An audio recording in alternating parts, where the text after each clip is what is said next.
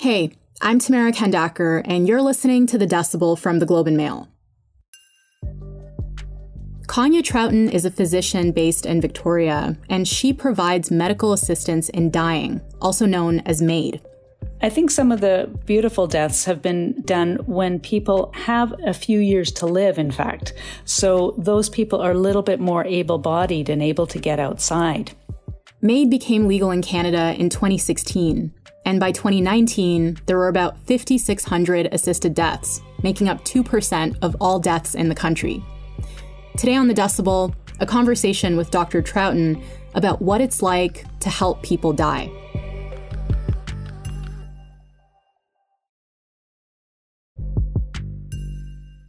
Dr. Trouton, thank you so much for doing this and welcome to the podcast. You're welcome. Can you tell me about the kinds of deaths some of your patients have requested? I think some of the beautiful deaths have been done when people have a few years to live, in fact. So those people are a little bit more able-bodied and able to get outside. One of the deaths, for example, we did in an orchard. The person wanted to die surrounded by nature and really connected to the earth. So what they did is they had a little blanket in the middle of an orchard, and the patient and their partner lay on the blanket. And those that they felt were a little bit more distant, they weren't in the inner circle, were actually standing around the orchard, and they were playing different instruments. And then as I administered the medications, the heartbeat stopped, the breathing stopped, and you could hear the drum beats slowly ebbing away and fading away throughout that time. So that was quite beautiful. These sound like really powerful moments. It's kind of a hard feeling to describe, I guess, but how do you generally feel when you get to experience that with the patient and their family? Being at someone's death is a really magical moment. I always pause for a moment, and when I ask them when they are ready to start, I notice that they are doing that final reflection of the best times that they can imagine having happened, the best person that they're with, or something like that, and you can almost feel it going through them. I get the last informed consent, and then I start the intravenous myself. And then I bring a lead, which is about 1 meter, a length of tubing, so that I can be close to the person just to start the IV, but then I can move back a little bit, because to me it's important that the people have close to them those that are most important. When I start, I look at them and they are very sure that they want to go ahead, and I can see that they're at peace. And then when I start it, they get very sleepy initially because the first medication is a sedative. So that makes them really tired and really drowsy. And those close to them can feel them just relaxing. And there's almost a palpable moment where you can feel that the person's agitation has decreased and they are now at ease. And slowly, their heartbeat will get less and less, and their breathing will subside over the next course of 5 minutes, really. It's really fast, the next medication.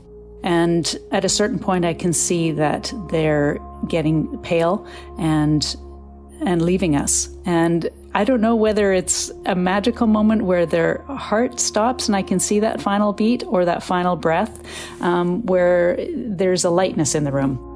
And sometimes it's palpable, sometimes it's a little harder because there's more people gathered, but there's generally a moment where everyone realizes that the loved one has just died. Wow. How many people have you helped pass at this point? I've helped about 300 people. You've been doing this now for a few years. What has surprised you the most about this work? That's a really good question. It surprised me the way that people come together in a way of symbolism and magic, and the way that they want to honor people before they die. The laughter and the nice stories and the beautiful memories are all brought out. Sometimes when I arrive at someone's home, people are talking about that and the person's still alive. And I'm like, wow, this is great. Yeah. This is such a wonderful way to honor them and make them feel so good about their life Yeah. When you know someone's going to die, you make sure that you make an effort to tell them how special they were to you. Even in normal life, we don't say to each other often enough how wonderful they've been and what a meaningful experience it has been to have that person as a friend, as a family member, whatever. We don't have those chances. And now with assisted dying, we have more of those chances to express how much we care about someone. And so up until recently, the law only let people seek an assisted death if their death was already reasonably foreseeable. So how did you go about determining whether or not someone was eligible for an assisted death? I do two things. I look at all their medical records, and then I meet with the patient. So it's a clinical assessment, but also an informed clinical assessment. And based on that, there's often reasonable evidence in the medical background of that patient and on what they tell me that makes it clear that they have a reasonably foreseeable death. In one particular case, I had up to 13 assessments done, consulting various specialists, various healthcare agencies to figure out if there's anything that I could do to make sure that I had left no stone left unturned. So recently, the government has made some changes. And as of March, Canadians who are dealing with an intolerable physical condition and who aren't near the natural end of their lives also have the right to seek medical assistance in dying. And eventually, those who are suffering from grievous and irremediable mental illness will also have this right. How do these changes translate into your work? So the assessments right now, up until the law changed, were really looking at whether or not people had a serious illness, disease, or disability, whether or not they had suffering, and whether they were in an advanced state of decline in capability. So all of those three criteria are still there. So we're going to assess people in the same way. What's different is that we've now got to figure out whether or not they are in a state of having a reasonably foreseeable death because of the cluster of their conditions, or they're not. What we are probably going to be doing in various parts of the country, and certainly on Vancouver Island, is we're going to be having meetings every 2 weeks among the clinician group so that we can make sure that we assess properly the people who don't have a reasonably foreseeable death. Because those people in a 90-day period do have to explore various ways to relieve their suffering. So we'll need to have expertise on looking at those opportunities. Is it a list of 4 or 5 things they need to try in the 90 days to relieve their suffering? And if they are unable to relieve their suffering and they've tried those things, then we can provide them an assisted death after 90 days. But it's going to require a little bit of thought and coordination to make sure we offer people those things. What do you do then when those resources aren't available? That's a good question, and we haven't really encountered that quite yet. I think that we will be trying our best to access as many supports as we can for people during those 90 days. Because really, when a person puts in a request for assisted dying, that means they're putting a request in to die. They cannot see any future. Their quality of life is so poor that they want to die. They can't see any glimmer of hope. And so that does put them into a dire straits. How do you think this will change who seeks out medical assistance in dying? I think that we will start to see some more frail elderly people. There are some people who are frail and elderly but do not think they qualified under C14. I think we will see people who have chronic pain and chronic fatigue. Those people are suffering intolerably but may not have a reasonably foreseeable death. And people with a disease condition that has a long trajectory. For example, MS might have a long trajectory from diagnosis to death. And somewhere along that route, people might decide that they are suffering intolerably and are in an advanced state of decline and so want an assisted death. What about among people with mental illness? What kinds of patients with a mental illness are you expecting to see? I think it might be people who have either chronic schizophrenia or chronic manic depressive episodes, because I think those people with those serious conditions might have tried a number of therapies already and might be really suffering intolerably because their condition is not fixable. We cannot cure it.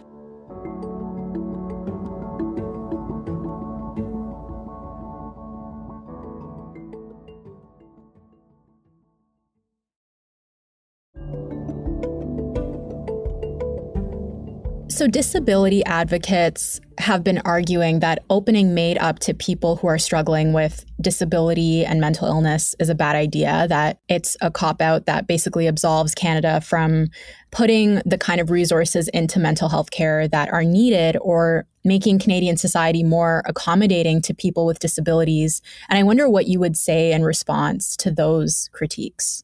Well, I think that the people who are putting in a request for assisted dying are the patients themselves. Nobody is forcing a patient to put in a request for assistance in dying. But I think patients, if they are suffering intolerably, that's when they're going to consider the alternative of an assisted death.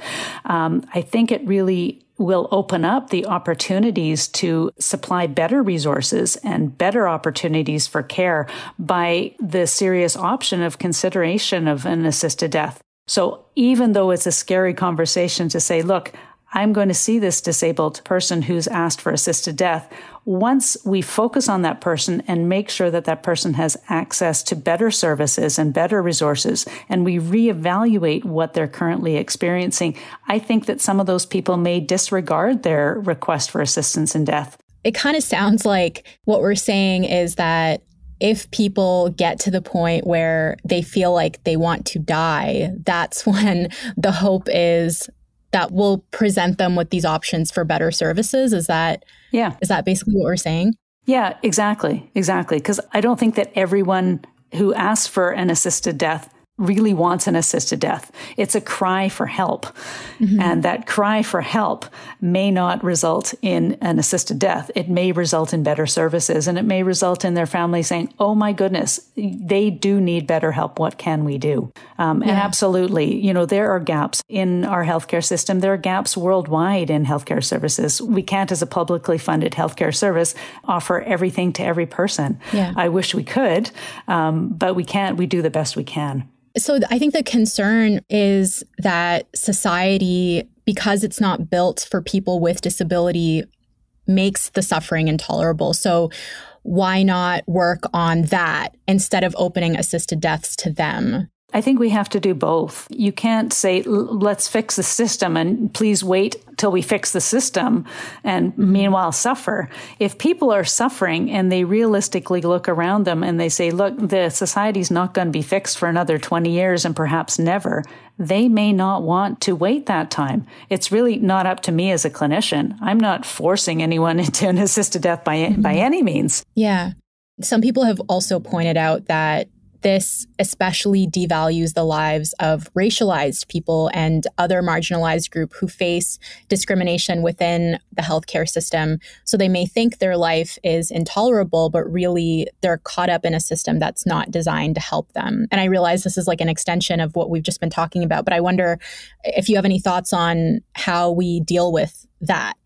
Yeah, I agree that there's definitely, systemic racism. I see it in all parts of healthcare.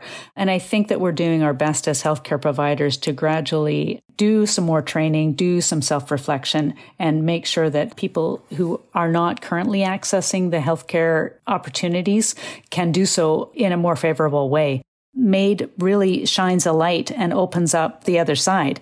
When we jump into that scary conversation of saying, wow, your situation is so serious that you want to die, what can we do to help? I think that it's forcing us into a better conversation, actually, because when the option of death is there, then we have to face the reality of what can we do to improve life? So it's going to force us to look at our healthcare situation in a different way, because we can only really see those options and talk about those options and look at our priorities when we think, oh my God, if we don't fix this, people will die. I mean, it makes the contrast so dramatic that we have to do something.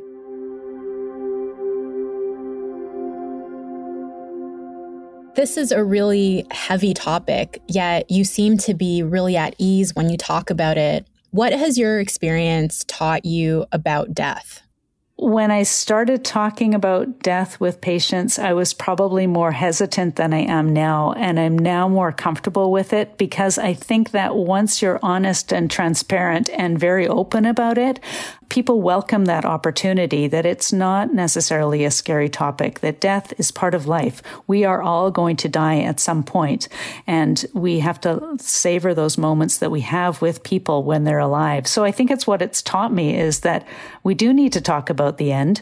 And we have to constantly reevaluate our priorities, both how we live our lives as individuals and how we live our lives as a society, and what challenges can we encounter and how to do those better and how to do those well. So I think it's taught me a different focus. Some people do guided meditations, some people do Buddhist retreats, some people do yoga. It's to focus on the moment. And I think my experience in assisted dying has taught me better to focus on the moment.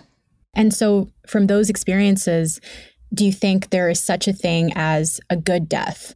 Yes, I do think there's such a thing as a good death. I do. It's a death with grace, with dignity, with kindness, and being surrounded by those you love. What do you hope will be some of the long-term consequences of MAID for society in terms of how we think and cope with death?